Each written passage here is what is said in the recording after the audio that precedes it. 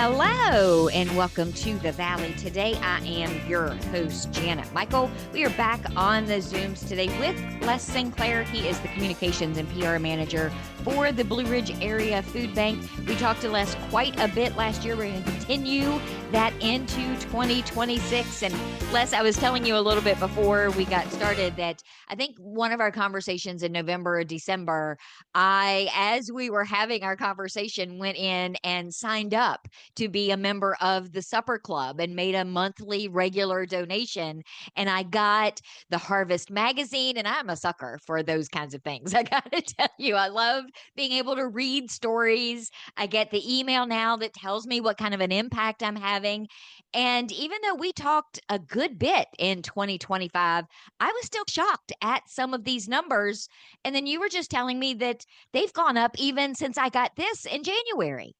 Yeah, the numbers are really so fascinating because we thought that the pandemic was going to be the worst of it ever because it was such a dramatic experience for so many people. And amazingly, that is now 6 years in our rearview mirror. But we are still experiencing the effects of that. So our numbers, we hit a peak then of about 141,000 folks every single month on average during the pandemic. And then that next year, after all of the SNAP and government programs were in place, it elevated a lot of people out of poverty. And so our numbers went down just a little bit. And we thought this is good because this is going to be the trend. And the numbers are never going to go up beyond the max that we saw during the pandemic of about 141,000. And that just didn't happen to pan out. It really is that inflation took hold, the price of everything went up, people, their wages weren't keeping up with inflation. And now we're at the point where midway through our fiscal year 2026, and we're seeing numbers now around on average of about 180,000 guest visits every single month. The numbers that you would be looking at would be from fiscal 25, which was 171,000. And now we're up around the 180,000 mark. And it just keeps going up and up. And what all that says to me is that more people need food assistance and that wages aren't keeping up with inflation. And when we talk about those numbers, that 180 plus thousand, let's talk about for a second where they are. So for somebody who maybe is just joining our conversations Yeah. and they've heard of Blue Ridge Area Food Bank, but they don't know where you are or who you serve or any of those kinds of logistical numbers, give me some background on your footprint. So we serve an area that straddles the Blue Ridge from above Winchester and Frederick County, Loudoun, Clark, Fauquier, all the way down to beyond Lynchburg and Bedford County is our southernmost area. It's 25 counties, 8 cities. It's 12,000 square miles, about the size of Maryland or about a third of Virginia. It's a pretty sizable footprint. And so in order to do that, we've got 4 warehouses. One is in Winchester. Our headquarters is in Verona, just outside Stanton.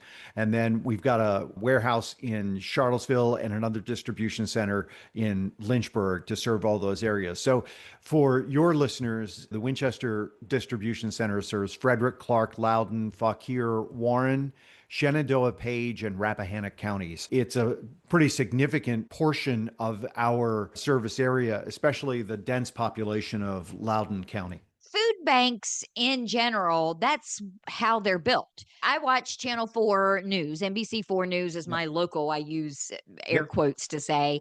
And there's a capital area food Yes. bank, I think, that they talk about that they partner with there.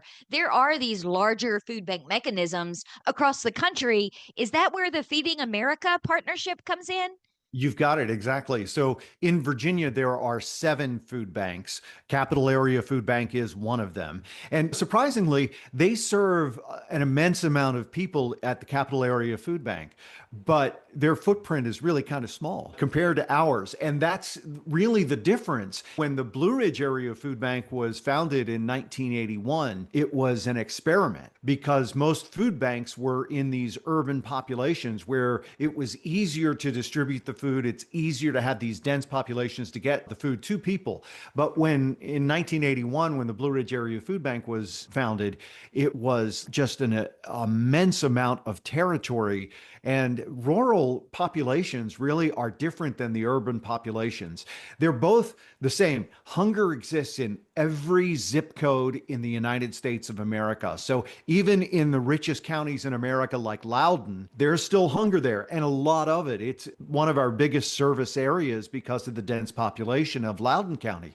But with all of the other counties, it means that we have to figure out how to move food to rural areas. And the rural hunger or rural food insecurity is really important to note because 9 out of 10 people who are food insecure are in rural communities versus an urban area.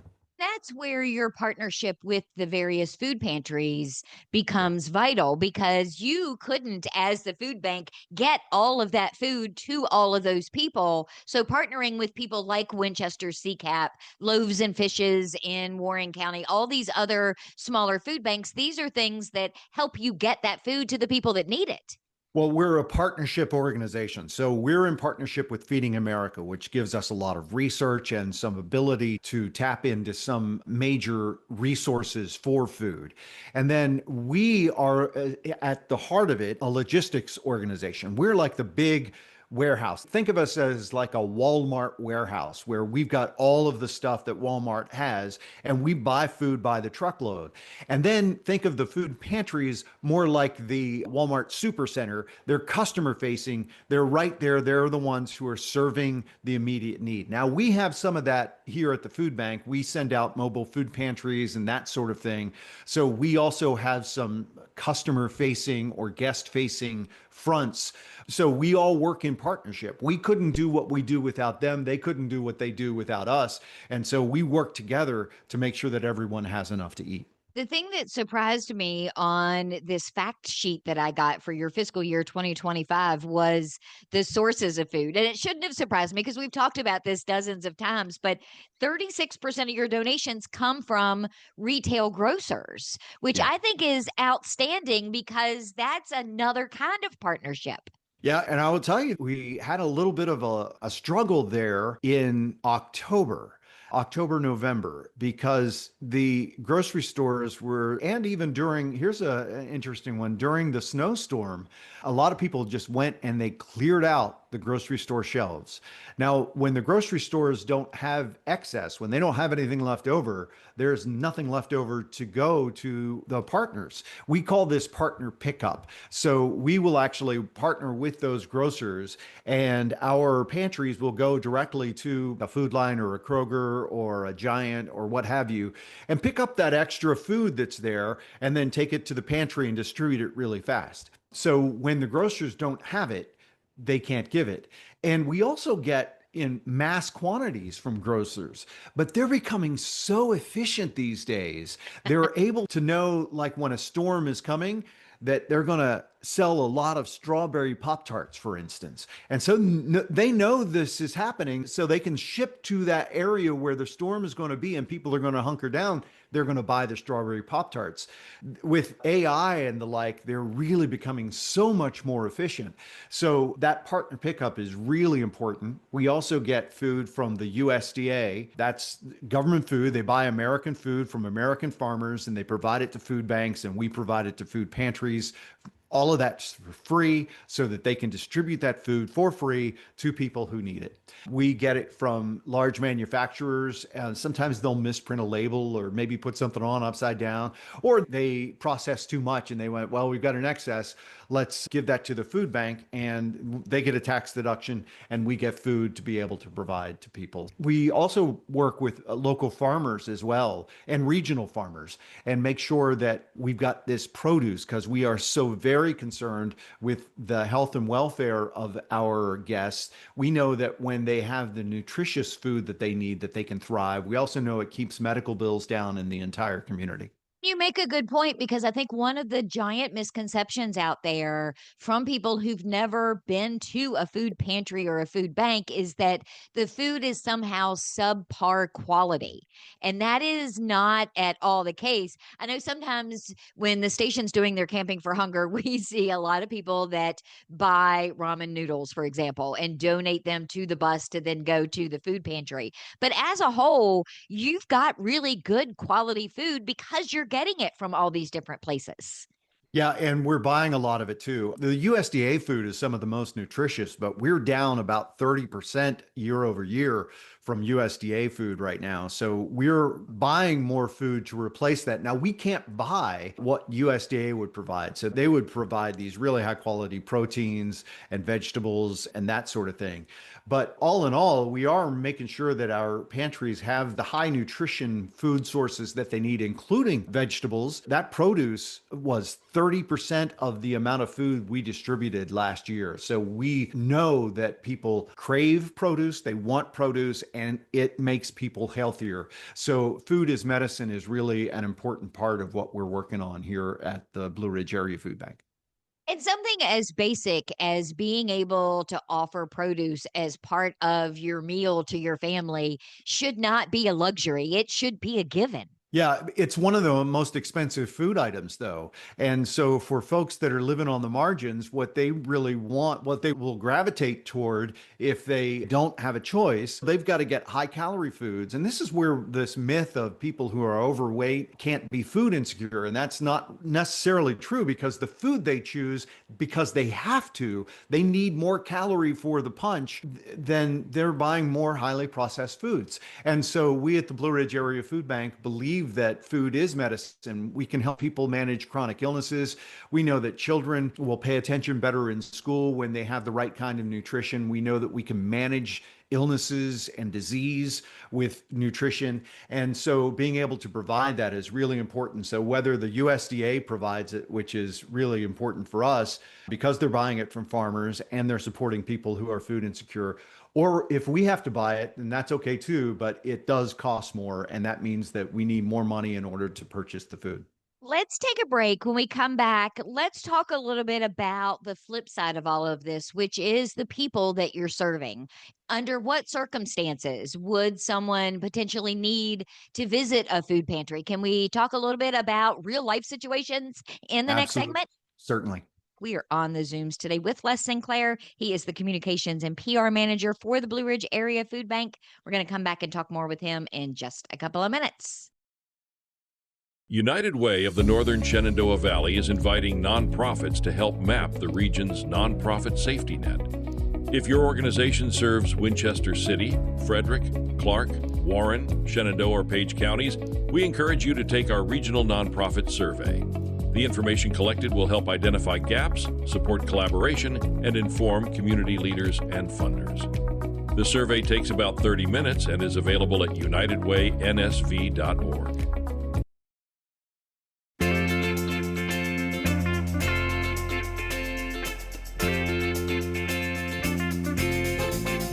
Welcome back to the Valley. Today, I am your host, Janet Michael.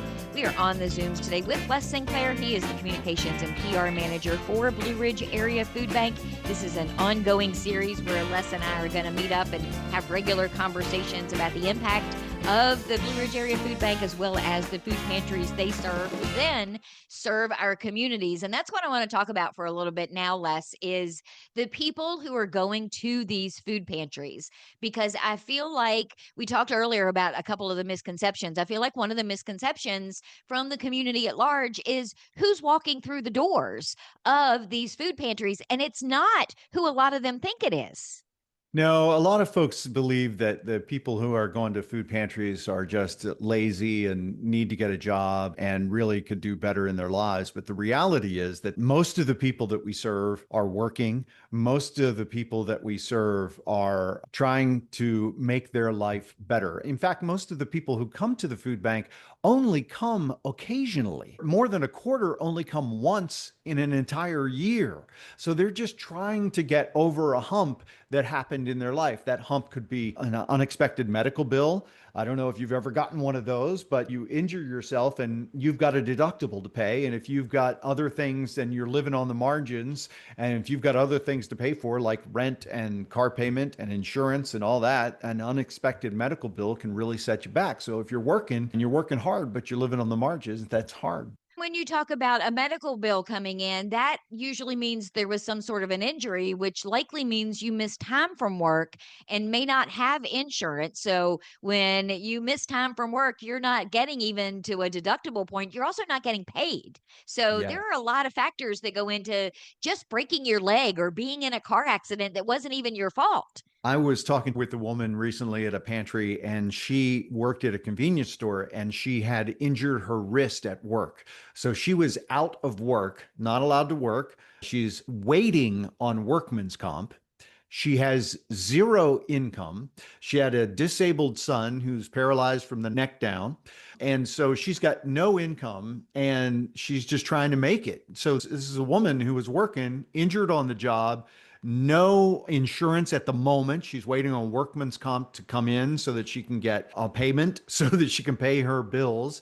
And she's visiting a food pantry to help her get through that time so that she can go back to her life as it was. And if I'm not mistaken, because my husband has been injured on the job before, workman's comp isn't full salary. I think it's 70% of what you make. So even then, that's not going to cover everything that you could cover if you had that full paycheck coming in. It's also not fast. Workman's comp takes a little time. And if you're living paycheck to paycheck, week to week, or biweekly or monthly, and you miss a check, boy, you really feel it. And so if you want to have food on your table, that's what the food bank network is all about. Right now, we are in the middle, and it seems like we were talking about this the last time we were having this conversation, but we're in the middle of a partial government shutdown now where certain departments are still having to work but are not being paid. TSA in particular, I think we Yeah. talked about them as well last time. They're still having to put gas in their cars and go to work and do all of the things, but there's no paycheck for them right now. Yeah, they got to pay for their kids to go to childcare, and we know that's expensive. And there are many people who work for the government that only get paid monthly. And I don't know if you've ever been paid monthly, but it is very challenging to get from one paycheck at the beginning of the month to the end of the month. And the longer months make it even more challenging. So now there's the possibility of missing a paycheck altogether. And then they've got to figure out, okay, so how do I get through these resources? I've got to pay all of these things. Going to a food pantry means that they can use their monetary resources for the other things until they can get back to a place where they're on level ground again. I want to point out something. I had a conversation with someone during the government shutdown the last time, and they were of the mindset, yeah, I'm sure that these landlords know that they work for the government and the government is shut down and they're going to be okay waiting until they get their check. Well, sometimes landlords, that is their only source of income, and they're not able to be as patient whether they know if that money is coming or not. So it really is a trickle down effect. It really is a trickle down effect. There's the landlords who they might have a mortgage on their place and they've got to pay their mortgage. So if someone's missing $2,000 of rent payment, that landlord may have to come up with that $2,000 to make their mortgage payment on the place that they're trying to make money from. There's also all of the wait staff. When the government shuts down, people stop going out to eat. That has a trickle down too, because if you stop going out to eat, the restaurant owner doesn't sell food, the wait staff don't get tips. And then what about further up the line? They stop ordering food from the manufacturers like Cisco and the like. So those truck drivers then aren't being paid to drive the truck. So you got to think about all these things. It's a system, really. And the Blue Ridge Area Food Bank operates within that system. And we try to keep it going as best we can. But the government system has to keep going as well. It's interesting too, because I think so many of us who aren't necessarily we don't work for the government or know a lot of people that do, don't often think about all of those things. It was brought home to me a little bit a couple of months ago. I was at Red 11 Chips talking with Sarah Cohen, and we were talking about how she's built her business and all of those kinds of things. And she specifically mentioned that during COVID in particular, and then during the government shutdown, one of her biggest places that she sells her snack size bags of chips to are a lot of those cafes in DC that either weren't open because of COVID or weren't busy because now there are no federal workers that are coming in for lunch. So it does have an impact in our backyard, whether we know it's happening or not. Yeah, and those impacts are, as we mentioned, trickle down. So it really just has this ripple effect that goes through the economy.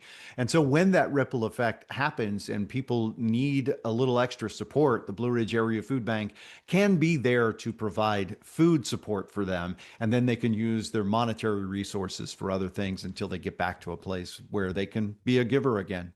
We talked a few months ago too about heat or eat. Yeah. And I know we've got a little bit of a warm spell happening now, thank goodness. Yeah. But a lot of electric bills and a lot of heating bills are rolling in now for people during that super cold snap that we have. There are going to be some hard choices that are going to be made between a $600 electric bill and feeding their family.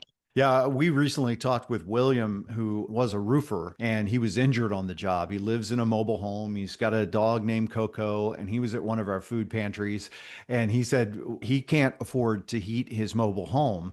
And he was at the pantry to get food. And he said he and Coco can just sort of curl up until he gets his surgeries so that he can get back to work. You think about this guy making sacrifices of, I can't heat my mobile home and I can't afford to buy food because I've been injured on the job. He's able to go to a food pantry and get food, and they even have some dog food for his pet as well. So I think that those things are really important. And he's not the only one. I talked with another woman who was telling me that her electric bill was $400 a month, and she's got 3 disabled grandchildren that live with her. The parents aren't in the picture. So she and her husband both have real health issues, and their electric bill is $400 a month. And they're trying to figure out, boy, when it goes up, they're feeling it even worse.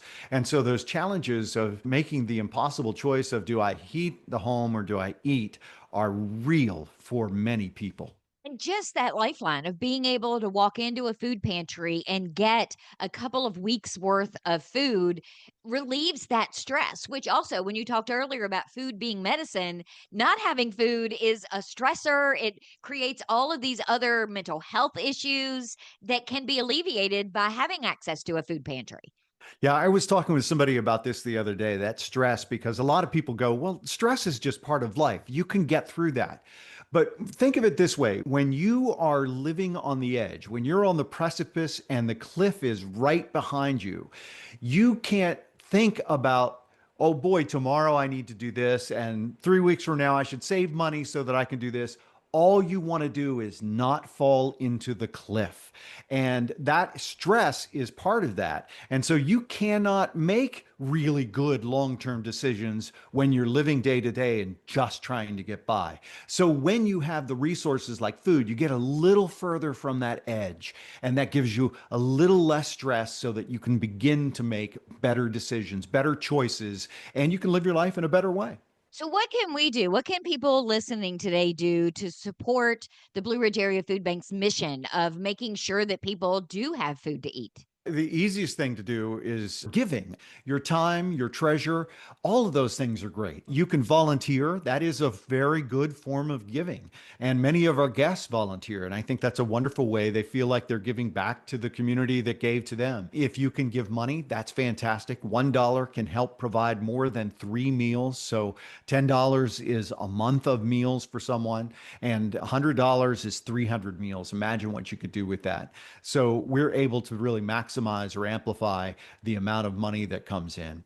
You can also advocate for us. Right now, we're working with the Federation of Virginia Food Banks. I mentioned earlier there are 7 of them in Virginia, and we're trying to make sure that food is medicine, and we want to get the state legislature behind that. So if you want to advocate for that sort of measure, you can do that through our website. Just go to brafb.org/act now or get involved. Either one of those things will get you where you need to go. Those sorts of things, that volunteering, the donating, the advocating, those sorts of things really makes a difference. And sharing on social media, you'll amplify our message if you follow us on social media and then reshare that or comment on our posts and let people know that hunger relief is an important cause in our community. And for people that are listening that maybe are in that space right now where they're not sure where their next meal is coming from, you have a really cool food finder tool on your website as well to help them find a pantry. Yeah, I want to say too that you're not alone and that we're here with you. We are here to walk with you through this challenge in your life. The Food Finder tool is really easy. Just again, brafb.org. It's the acronym for Blue Ridge Area Food Bank. And click on Find Food. And you put in your address, and it'll give you all the pantries near you and contact information, their open hours, everything you need to know so that you can get food as quickly as possible. You can also call 211 in Virginia, and they'll help connect you by phone if that's easier. Les, thank you for taking the time to give me an update and talk some numbers today. It was pretty eye-opening, and I appreciate it. Janet, we couldn't do what we do without you as well, because what you're doing is helping spread the word about what our organization does and the need in the community. 1 in 9 people in our community are food insecure, and so you're really helping make sure that everyone has enough to eat, and we thank you for that. It's a responsibility I do not take lightly, I will say, my friend. Thank you very much. I will be back tomorrow with a brand new episode of The Valley Today, a few minutes after noon, so meet me here then.